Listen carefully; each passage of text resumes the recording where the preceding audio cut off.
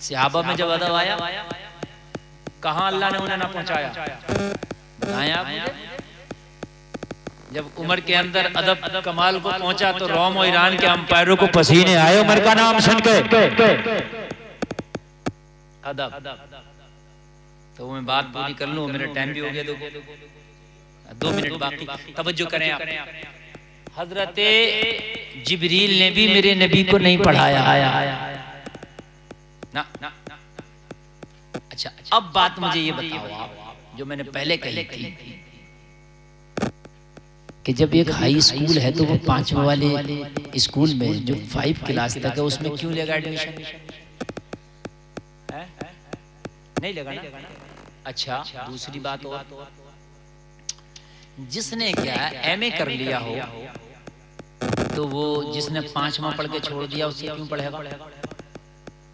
नहीं समझ रहे आप? वो पढ़ा भी क्या सकता है? जिसने एमए कर लिया, एक ने 5वां करके छोड़ दिया तो पढ़ा देगा उसको एमए वाले को? नहीं। तुम कहते हो नबी ने पढ़ा नहीं, तो ये तो बताओ जालिमो, नबी पढ़ते किससे? दुनिया का इल्म जहां खत्म होता है वहां से मेरे नबी का इल्म शुरू होता है। पढ़ते किससे ये तो बताओ। इतना काबिल तो लेकर आओ जो नबी को पढ़ाता। अरे बात समझ में आ रही है? तो तुम कहोगे नबी कितने काबिल, तो कोई ये पूछ सकता है, तो ये तो बताओ नबी थे कितने काबिल, तभी तो लाएंगे उनके मुकाबले में। तो हम कहेंगे पढ़ो कुरान, कुरान कह रहा वअल्लमका मा लम तकुन तालम, ए नबी जो तुम्हें नहीं आता था हमने वो भी सिखा दिया। जो नहीं आता था वो भी अल्लाह ने, जब जो नहीं आता था वो भी सिखा दिया, तो अब रह क्या? सब आ गया। हजरत आदम को खाली 7.5 लाख जबानों का इल्म था, खाली हजरत आदम को। ऐसे 1,24,000 कमोवेश अंबिया आए, किसी को 1 लाख जबानों का इल्म, किसी को 50,000 का, किसी को 2 लाख का, किसी को 5 लाख का, किसी को 7 लाख का, किसी को 7.5 लाख का। तो टोटल अंबिया की कितने उलूम हो गए? वो जितना इल्म सारे अंबिया को था वो तन्हा मोहम्मदुर रसूलुल्लाह को है। सुभान अल्लाह, सुभान अल्लाह। इतने इल्म पे भी बात खत्म नहीं की अल्लाह ने। ये तो सब हो गया, फिर भी रह गया कुछ, तो कहा वअल्लमका मा लम तकुन तालम, अब जो रह गया था वो भी सिखा दिया। तो उठा पैजामा पढ़वाओगे किससे? तो बताओ पढ़वाओगे किससे? कोई अच्छा, फिर ऐसी कोई यूनिवर्सिटी या ऐसा मदरसा बनाओ, बताओ। एक ने तो लिखा है, क्या लिखा मालूम है? कि मैंने ख्वाब में देखा नबी फरमा रहे हैं मैंने उर्दू जबान दारुल उलूम देवबंद से सीखी है। कहाँ से आई इतनी अच्छी? आप तो अरबी हैं।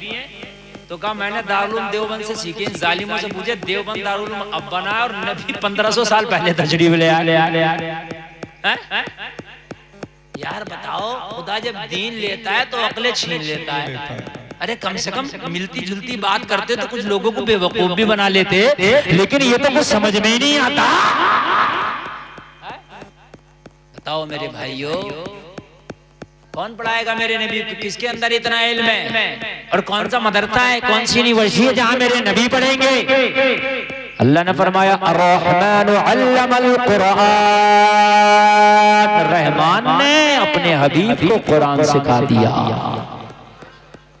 क्या कर दिया? कुरान। जोर से बोलो यार, किसने सिखा दिया? सिखाने वाला कौन? सीखने वाले कौन? नबी। पढ़ाने वाला कौन? अल्लाह। पढ़ने वाले कौन? नबी। अच्छा एक बात बताओ, पढ़ाने वाला जितना काबिल हो शागिर्द उतना नहीं काबिल होता। पढ़ाने वाला जितना काबिल, नहीं समझ में आई बात?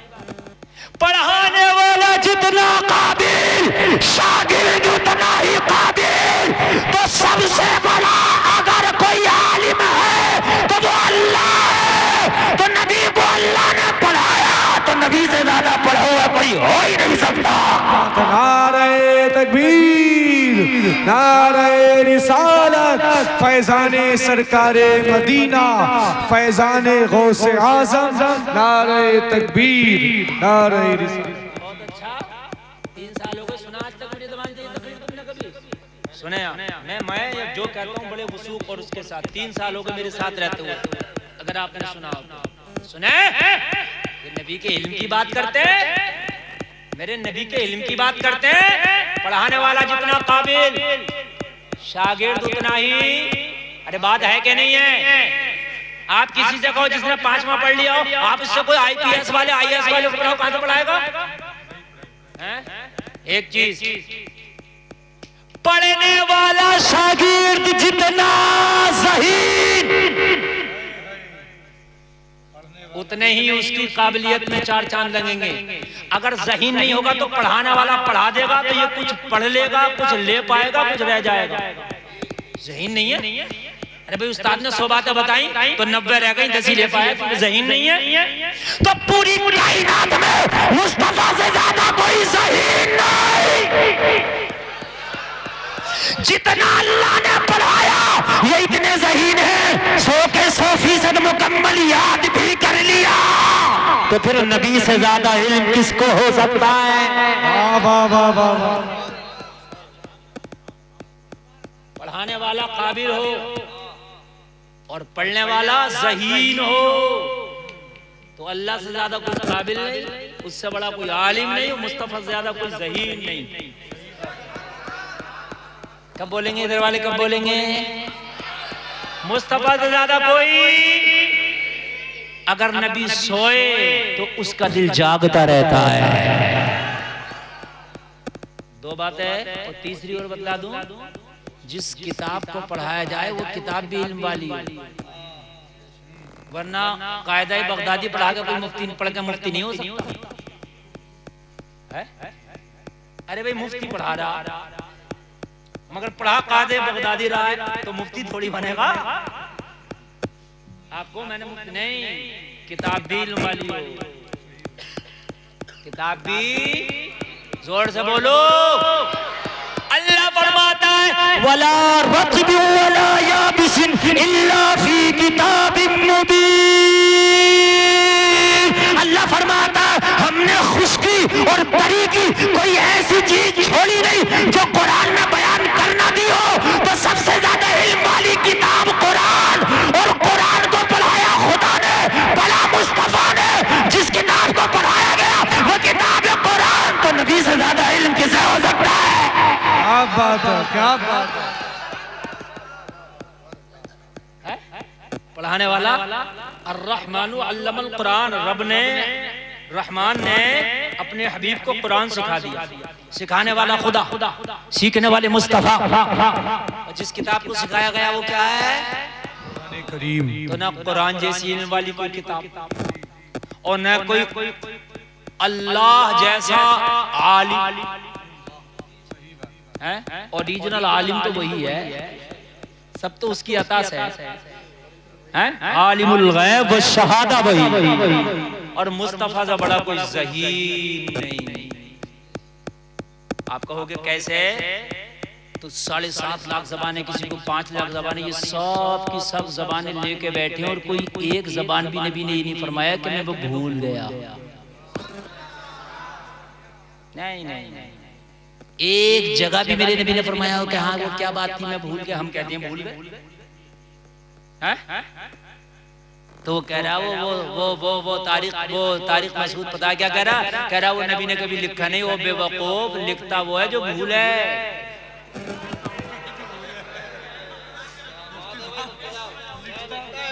मेरी डायरी है, मेरी डायरी में लिखा है कि 19 तारीख को मैं यहाँ बोलूंगा ढकिया डिलाड़ी, 20 तारीख को हरिद्वार में, है ना, और 21 तारीख को सैफनी रामपुर, 22 तारीख को मध्य प्रदेश, 23 तारीख को एटा, 24 तारीख को मुजफ्फरपुर बिहार, 25 तारीख को लखीमपुर। मेरी लिखा तो भाई लिखता वो है जो भूले, मैं ना लिखूंगा भूल जाऊंगा। नबी जब भूले नहीं तो लिखे क्यों? बहुत अच्छा। जब नबी भूले ही नहीं, और या फिर साबित करके नबी फला चीज को भूल गए, या साबित कर, वो भूलते ही नहीं तो लिखे क्यों? क्यों भाई कलम खराब करे और क्यों डायरी खराब की जाए भाई? इन्नल मुबज़्ज़िरीना कानू इख़वान शयातीन के तहत जब जरूरत ही नहीं है तो फिर क्यों हम जो है खर्च करें? जरूरत के मुताबिक खर्च करोगे ठीक है, जरूरत से ज्यादा अगर कोई भी चीज खर्च करोगे तो शैतान के भाई हो। जब नबी भूलने मेमोरी ऐसी है, मेरे अल्लाह ने नबी को मेमोरी ऐसी दी जो भूलने से पाक है। क्यों लिखे? कहा कुरान सहाबा ने लिखा तो ठीक है, उन्हें जरूरत थी उन्होंने लिखा। मेरे नबी ने कहा लिखो लिखो भाई, जरूरत है तुम्हें, लिखा। और जैसी जैसी जरूरत पड़ी कुरान कई तरह से लिखा गया। मेरे नबी के सामने किसी ने पत्थर पे, किसी ने खाल पे, किसी ने पत्ते पे लिख दिया। फिर जरूरत पड़ी एक जगह करो तो एक जगह हजरत उस्मान गनी के जमाने में जैसी जरूरत पड़ी। नबी के जमाने में इकट्ठा नहीं था, हजरत उस्मान गनी के जमाने में इकट्ठा हुआ। लेकिन न जबर वाला था, ना पेश वाला था, ना जज़म वाला था, ना तशदीद वाला था, खाली लिखा हुआ था। तो जरूरत नहीं थी उस वक्त जज़म की, जेर की, जबर की, पेश की। जब जरूरत आई तो जिसको जरूरत पड़ी, जिसकी अटकी, उसने लिखा। हज्जाज इब्ने यूसुफ ने कहा भाई अब एक काम करो, इस पे जेर जबर लगाया जाए। सुभान अल्लाह, सुभान अल्लाह। अब नहीं पढ़ पाएंगे लोग, हमारी अटक रही है ना गाली, हम नहीं पढ़ पाएंगे। ठीक, अब आगे बढ़ो, आगे बढ़ो। अब जब आप आगे बढ़ोगे तो अब क्या हुआ? अब हवालों की जरूरत पड़ी तो फिर आयत नंबर 1, 2, 3 ये सहाबा के जमाने में नहीं है। ये जो नंबर हमने डाले हैं ये बड़ी अच्छी गुफ्तगू चल रही है माशाअल्लाह। हम कहते हैं ना सूरह आले इमरान आयत नंबर फला, ये हमने डाले हैं नंबर, ये नाजिल नहीं हुई है। ये नंबर नाजिल नहीं हुए हैं कुरान में ना, सूरतें नाजिल हुई, सूरतों से पारे बने, समझ रहे हैं आप? और फिर उसमें हमने नंबर डाले। और जरूरत पड़ी तो हाशिए पे लिख दिया गया, कहीं लिखा मुआनका इंदल मुताखिरीन या इंदल मुतकद्दिमीन लिखा है। मतलब ये 3-3 नुक्ते होते हैं लगे हुए, जैसे कहाँ है? ज़ालिकल किताबु ला रैब फी, ला रैब पे भी 3 नुक्ते लगे हुए हैं, आय टैप और फी पे भी 3 नुक्ते देख लेना। इसको बोलते हैं मुआनका। ये क्या है? ये है इन दोनों में से एक पे रुकना। अगर दोनों पे रुक गए जब भी माना समझ में नहीं आएगा, और अगर एक पे रुक गया, अगर दोनों पे नहीं रुके तब भी माना समझ में नहीं आएगा। दोनों में से एक पे रुकना। तो उसमें लिखा है इंदल मुतकद्दिमीन, यानी पहले पे रुकना तो मुतकद्दिमीन, और अगर बाद वाले पे रुकना तो मुताखिरीन। इतनी बात समझ में आ रही है कि नहीं आ रही है? आ रही है तो अच्छी बात है। जैसे मैं ये कहूं उठो मत बैठो, क्या मतलब समझ में आया बताओ?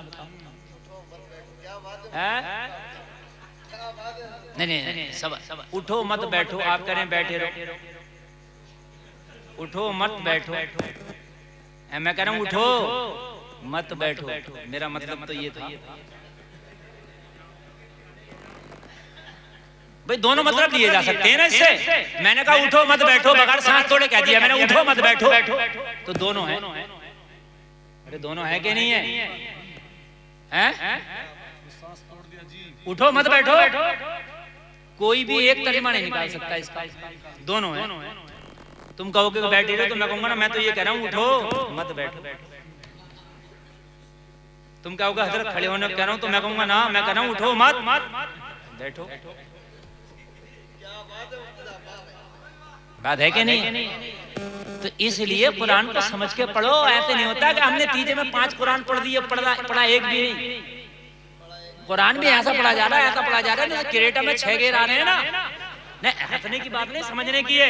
तीजे में कुरान पढ़ लिया, पौन पारा पढ़ लिया, इधर पंजाब शुरू हो गई तो इसने डाला छठा वाला गेर कि अब जो शुरू हो गया आप बड़ी। अरे भाई ये क्या तरीका है यार? अगर पौन पारा पढ़ लिया यहीं बंद करके रख दे, कोई जरूरी नहीं पूरा पारा पढ़ा जाए, जितना पढ़ लिया इतने का सवाब मिल जाएगा।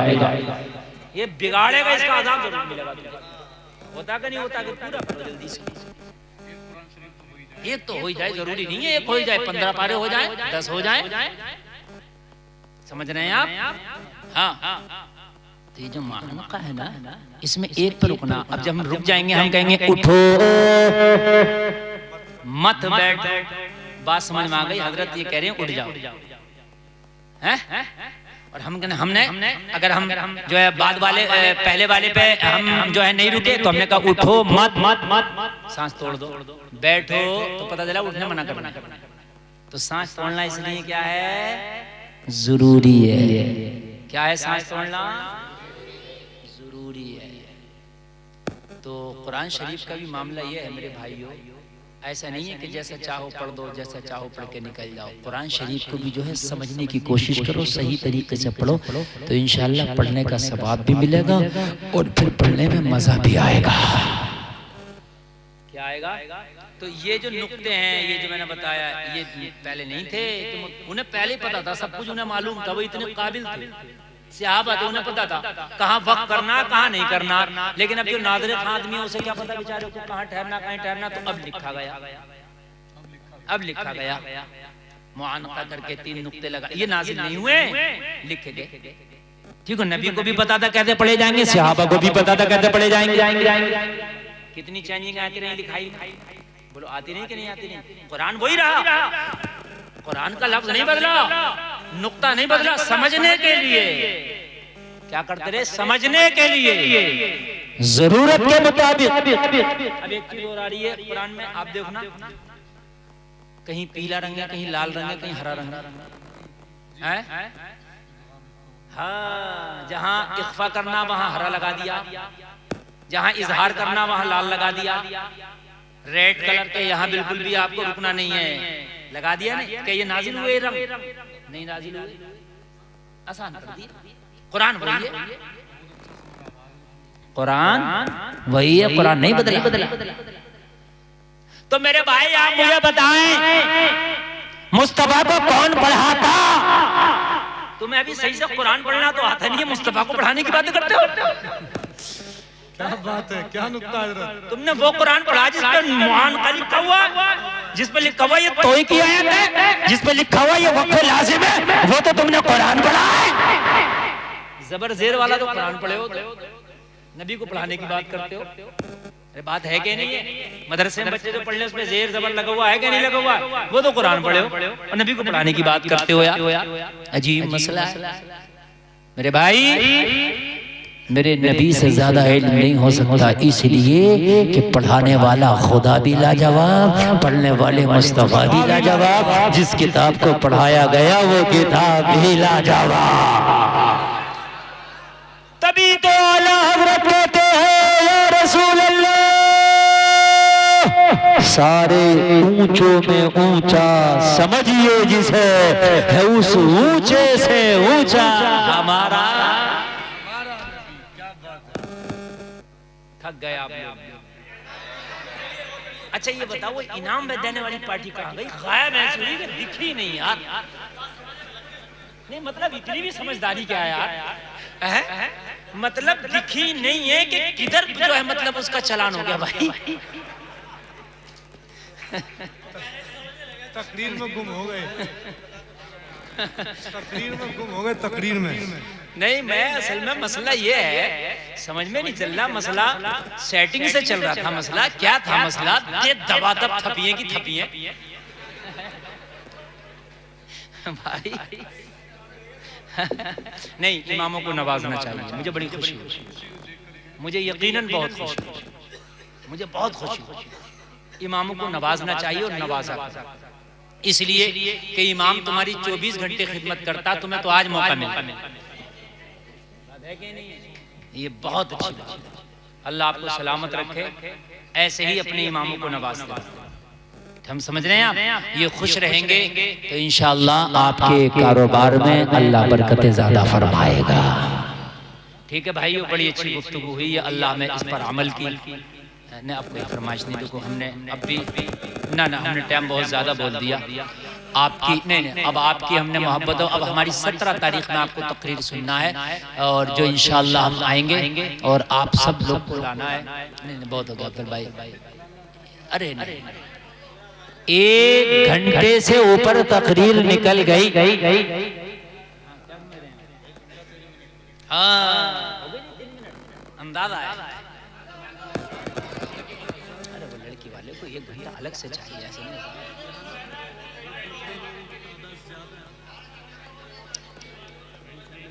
भाइयों देखो तकरीर अल्हम्दुलिल्लाह ऐसी होती है, हम 2 घंटे बोलते, 2 घंटे तो हमें अभी स्टेज पे हो ही गए। 1 घंटा तकरीर से पहले, 1 घंटा तकरीर में, 2 तारीखें हो गई यार, और क्या लोगे, मेरी जान लोगे। 2 तारीखें हो गई, 2 घंटे हो गए। माशाअल्लाह इतना अच्छा खिताब हो गया और इतनी जहनी तकरीर हो गई। यकीन मानना मैंने बहुत जहनी तकरीर की है, बहुत जहन से तकरीर मैंने की है, बहुत जहनी तकरीर की है, समझ रहे हैं। मैंने जितना भी बोला, अरे काश इतना आप पहले बोलते कि हजरत बोल जाइए, बाद में कराओ काम, पहले हजरत को बुलवाओ। उस वक्त सब कोई नहीं बोल रहे थे, सब खामोश थे।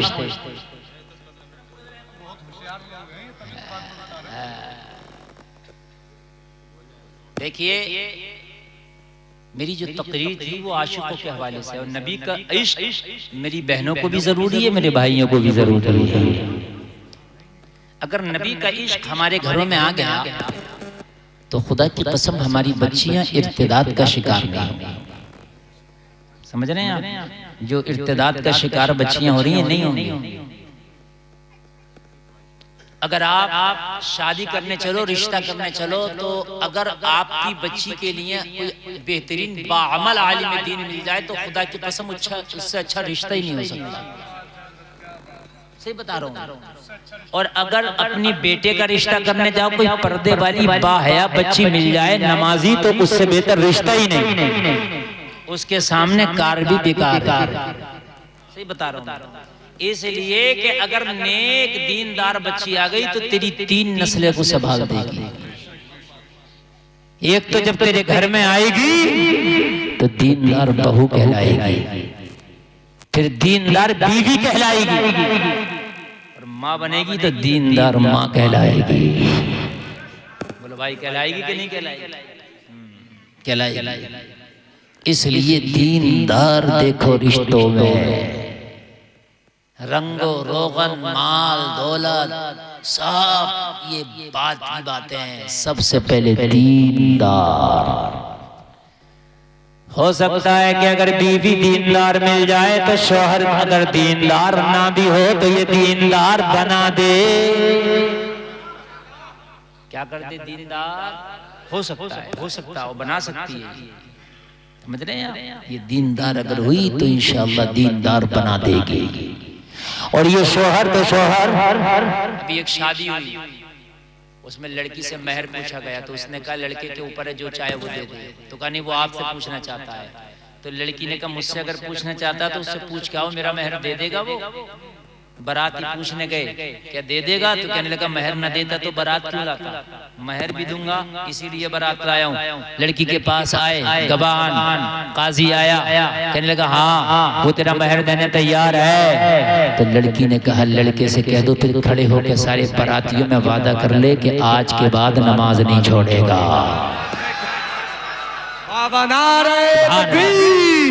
नारे रिसालत, फैज़ाने सरकारे मदीना, फैज़ाने गौसे आज़म, मसलके आला हजरत हजरत अल्लामा मौलाना मुफ्ती गुलफाम साहिब क़िबला, नारे तकबीर, नारे रिसालत। मुझे 5 टाइम का नमाजी शौहर चाहिए।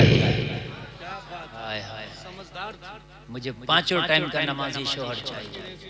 नहीं, आज तो करिए दाढ़ी वाला नहीं चलेगा, टोपी वाला नहीं चलेगा, जुब्बे वाला नहीं चलेगा, कुब्बे वाले नहीं चलेगा। कौन सा चलेगा? जो ठेलों पे पत्ते जाके चटवाए वो चलेगा, जो नुमाइश में घुमाए, मेलों में घुमाए, ठेलों में घुमाए, बाजारों में घुमाए, नैनीताल की पहाड़ियों पे घुमाए, ऊटी में घुमाए, शिमला में घुमाए, वहां चलेगा। और जब घुमो के थक गए तो अब दोनों के दोनों कोर्ट के चक्कर लगा रहे हैं।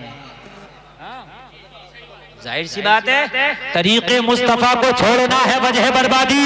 इसी से कौम हुई दुनिया में बेपनाह अपनी। अगर आज भी हो इब्राहिम सहीमा पैदा तो आप कर सकती है अंदाजे गुलिस्ता पैदा। खुद को कर पर इतना घर तकदीर से पहले खुदा बंदे से खुद पूछे बता तेरी रजा क्या है। घूम ले घूम, मगर घूमेगा जिंदगी भर, ये मैं तुझे बता रहा हूँ। नैनीताल घूमेगा, जब वहां से दिल बढ़ जाएगा तो कोर्ट कचहरी में घूमेगा। घूम अब हमसे क्या कह रहा है? अब मौलवी साहब से दुआ करा रहा है, दुआ कर दो, घर बड़ा बिगड़ गया। अब मौलाना की दुआ काम नहीं कर रही मेरे भाई, इसलिए काम नहीं कर रही, इसलिए काम नहीं कर रही कि जब तूने निकाह किया था तो तब तूने शरीयत रसूल को देखा होता कि मेरे मुस्तफा की शरीयत क्या है, मेरे नबी की शरीयत क्या है। तब किसी आलिम दीन का दामन पकड़ा होता और पकड़ के कहा होता, हजरत मुझे सुन्नत तरीका निकाह का बता दो। जमाना जो भी कहे, दोस्त नाराज हो या रिश्तेदार, मगर निकाह होगा तो सुन्नत रसूल के मुताबिक होगा। सुन्नत रसूल के मुताबिक होगा। लेकिन निजाम इतना बिगाड़ लिया हमने मेरे भाइयों, इतना बिगाड़ लिया, खुदा की कसम निजाम हमारा बहुत बिगड़ गया, बहुत साफ। एक बात बताऊं मैं आपको, एक हराम काम ऐसा हो रहा है निकाह में, इतना हराम काम हो रहा है कि वो बहुत बड़ा हराम काम है। अब सुनो क्या हो रहा है। जब बारात आती है तो दूल्हा का इस्तकबाल करने के लिए लड़कियां जाती हैं। हराम है, हराम है ये, इसलिए कि इनको हुक्म कुरान ने दिया था सूरह निसा पढ़ो, उसके अंदर अल्लाह ने हुक्म दिया है कि ये पर्दे में रहें, ये चादर लपेट के रहें, चादर को झुका के रखें और ये बाल खोल के जूड़ा बांध के और मेकअप करके हाथों में फूलों की प्लेट लेके दूल्हा और उसके जो गुंडे बदमाश साथी होते हैं उनके ऊपर फूल फेंक फेंक के इस्तकबाल करती है। क्या गैरत मर गई? क्या तुम्हारी गैरतों के जनाजे निकल गए? हाय जवान भाई, क्या तू मर गया? ए बाप बगैरत, क्या तू मर गया? जब तेरी बेटी, ए भाई, जब तेरी बहन जा रही है गैरों को इस्तकबाल करने, अरे ये तो ईसाइयों के तरीके थे, ये मोहम्मद वालों के तरीके नहीं थे, ये कुरान पढ़ने वालों के तरीके नहीं थे। अगर तुझे बारात से इतनी मोहब्बत थी तो अपनी बहन से कहता, ओ मेरी बहन, ये फूलों की प्लेट मेरे हाथ में दे और तू घर में बैठ जा, दूल्हा का इस्तकबाल तेरा भाई करेगा।